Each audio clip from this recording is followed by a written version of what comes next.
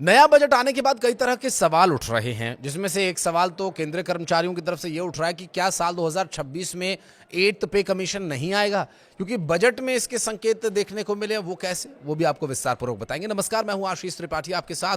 सरकार ने बजट में आगामी खर्च के बारे में पूरा ब्यौरा दिया, जिसमें सरकार की ओर से स्थापना व्यय यानी स्टैब्लिशमेंट खर्च का डेटा भी जारी किया गया, जो वित्त वर्ष 2026-27 के लिए 8,24,114 करोड़ है। और बीते वर्ष में ये 7,82,701 के मुकाबले 41,413 करोड़ रुपए और अधिक है। व्यय में बढ़ोतरी की रकम पे कमीशन में आने वाले खर्च के हिसाब से मामूली है, क्योंकि सरकार का इतना पैसा नई नियुक्तियों और डीएओ को देने में खर्च हो सकता है।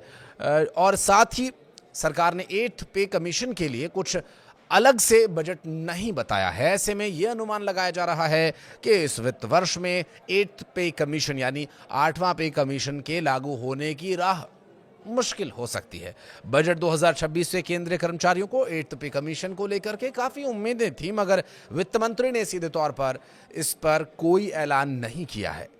रिपोर्ट ये कह रही है कि इसी साल इसे लागू किया जाएगा, लेकिन बजट 2026 में व्यय को लेकर ऐसा कोई डेटा सामने आया ही नहीं। अनुमान ये लगाया जा रहा है कि हो सकता है कि 8th पे कमीशन इस साल भी लटक जाए। दरअसल सरकार ने बजट में आगामी खर्च के बारे में पूरा ब्यौरा दिया, जिसमें सरकार की ओर से स्थापना व्यय यानी स्टैब्लिशमेंट खर्च का भी डेटा जारी किया गया, जो कि वित्त वर्ष 2026-27 के लिए 8,24,114 करोड़ रुपए है। तो वहीं बीते वर्ष के मुकाबले जो 7,82,701 के मुकाबले 41,413 करोड़ रुपए और अधिक है।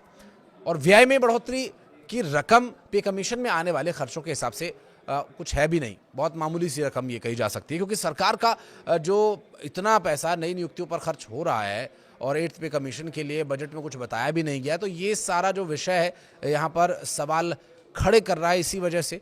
और दरअसल अधिकारियों को साल 2026 के शुरुआत का इंतज़ार काफ़ी लंबे समय से था, क्योंकि जब से इस बारे में चर्चा शुरू हुई और करीब 1,19,00,000 केंद्रीय कर्मचारियों को 8th पे कमीशन लागू हो जाने की उम्मीद थी कि आयोग उनकी सैलरी बढ़ाएगा, और सभी ये जानना चाह रहे थे कि बढ़ी हुई सैलरी का मैसेज आखिर कब आएगा।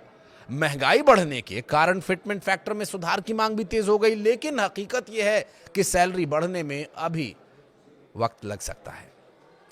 लेकिन पे कमीशन के बारे में कुछ इतिहास के पन्नों को अगर पलटें तो ऐलान 15 जनवरी 2025 को 8th पे कमीशन के गठन की घोषणा जरूर कर दी गई थी। इसके बाद प्रक्रिया काफी धीमी रही और करीब 10 महीने बाद 28 अक्टूबर 2025 को इसका आधिकारिक गजट नोटिफिकेशन जारी किया गया, और इस नोटिफिकेशन में साफ साफ लिखा है कि आयोग को अपनी रिपोर्ट देने के लिए 18 महीने का समय दिया जाएगा। और अगर अक्टूबर 2025 से 18 महीने जोड़े जाएं तो आयोग की रिपोर्ट जुलाई 2027 तक आने की संभावना बनती है। अब रिपोर्ट आने के बाद सरकार को उस पर फैसला लेने और लागू करने में भी कुछ समय लगेगा, इसलिए सैलरी बढ़ोतरी का वास्तविक लाभ 2027 के मध्य या 2028 की शुरुआत से ही मिलने की उम्मीद यहां पर दिख रही है, क्योंकि बजट में भी सरकार ने कुछ ही ऐसे ही संकेत दिए, क्योंकि अगर इस बार व्यय नहीं बढ़ाया गया तो हो सकता है कि 8वें वेतन आयोग के बजट